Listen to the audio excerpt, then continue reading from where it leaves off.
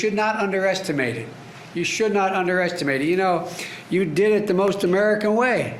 You believed in science. You believed in hard work, and you believed there wasn't a darn thing you couldn't do. And we give people an opportunity to let their dreams run forward.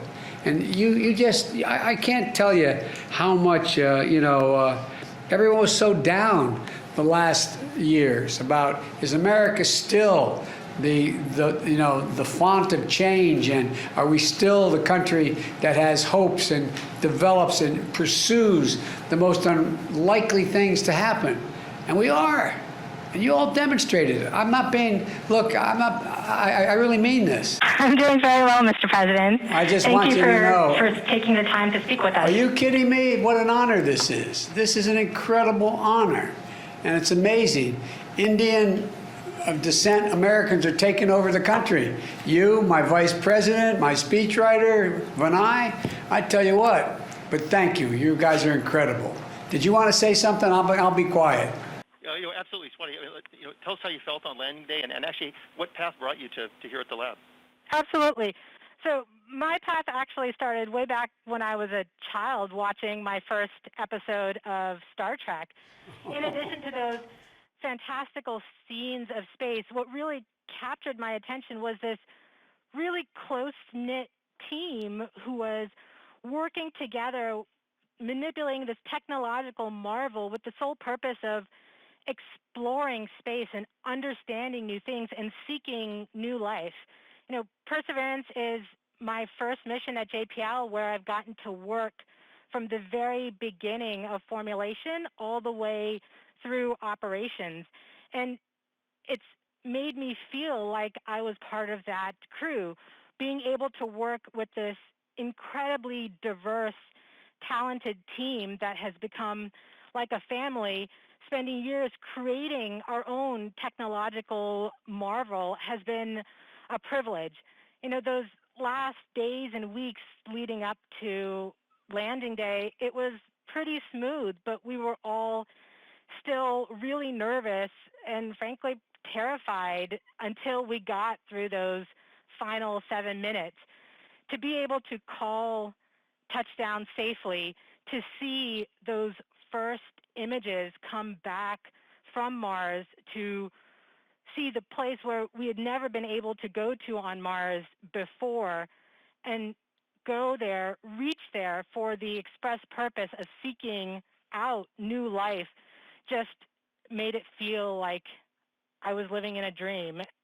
Now that that tremendous relief has passed for the team of being able to be there safely, all that's left is the excitement and the thrill of all the scientific discoveries that are yet to come of what Perseverance can actually find, and hopefully find those signs of past life on Mars. Well, I tell you what, you said you feel like you're living a dream. You've created a dream for millions and millions of young kids, young Americans. You talk about STEM. Look, the thing that I found so exhilarating about this, you all did this, the whole team. The team I can see now, and the entire team at JPL. What you did, you restored a dose of confidence in the American people. They're beginning to wonder about us. They're beginning to wonder, are we still the country we always believed we were? You guys did it. You guys gave a sense of America's back. It's astounding what you did. You should not underestimate it. You should not underestimate it. You did it the most American way. You believed in science. You believed in hard work, and you believed there wasn't a darn thing you couldn't do if you put your minds together. One of the reasons why we're such an incredible country is we're such a diverse country. We bring the best out of every single solitary culture in the world, here in the United States of America. And we give people an opportunity to let their dreams run forward.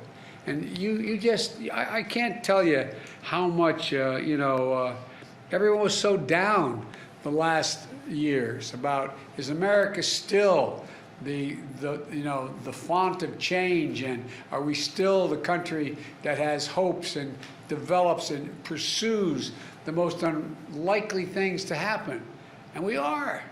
And you all demonstrated it. I'm not being, look, I really mean this. It's so much bigger than landing Perseverance on Mars. It's about the American spirit. And you brought it back. You brought it back in a moment we so desperately needed. I was talking to a head of state who was calling me about thanking me, or not thanking me, congratulating me in becoming president.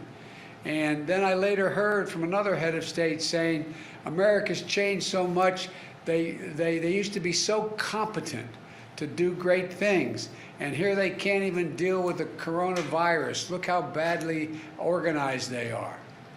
That was said by a head of state. And America, image in the world. And it matters. It matters because democracies have to demonstrate they can run as efficiently and more efficiently than autocracies. There's a big battle going on. Your kids are going to be studying about when democracy once again reestablished, it could do anything, as opposed to autocracies that can just command things. I just can't tell you how much I believe historians are going to write about what you did at the moment you all did it. At the moment you all did it. You should take such great pride in what you did. We can land a rover on Mars, we can beat a pandemic, and with science, hope, and vision, there's not a damn thing we can't do as a country. We have never, ever, ever failed to meet a goal. We've set our mind to it, and we've done it together. And that's what you all showed. So it goes way beyond the whole notion of what you just recently did. And God only knows what is going to come from this. God only knows what's going to happen. But you all are incredible. All the dreams you've created in other people's minds, other young kids. I tell you what, I just wanted to thank you and tell you, it just seems that, we're on the side of the angels just at the moment when things look like they're really dark in America over our history. Something has come along. Something has come along. And you guys came along and you did this. And so I just want to thank you from the bottom of my heart, tell you how presumptuous of me to say I'm proud of you, but I am so proud of you. And Mike, the teamwork that still exists there, the importance of it, the consequence of what you're doing, and it's only just a start. I had a group of folks in my office not too long ago, House and Senate members, House members, Democrats and Republicans, talking about infrastructure. And I have in the shelf in my Oval Office a moon rock. And they walked over and said, this is actually a moon rock from the moon? And I jokingly said, you ain't seen nothing yet. Wait till you see what comes home from Mars. So anyway, folks, thank you, thank you, thank you, thank you. You're great Americans, and you're demonstrating again, there's not a thing we cannot do when we set our mind to it. Well, God bless you all. Thank you. Thanks, Mike. Thank you very much, Mr. President. And by the way, I'm like a poor relative, Mike. When I'm invited, I show up. So be careful. The poor relatives, they show up. We will. They stay longer than they're supposed to. I'm one of those kind of guys. We will be more than happy to have you. Stay as long as you want. I'm looking forward to seeing you all in person. We'll get you an office here. Thank you. Thank you. Appreciate it. Bye-bye. Godspeed. Thank you, sir.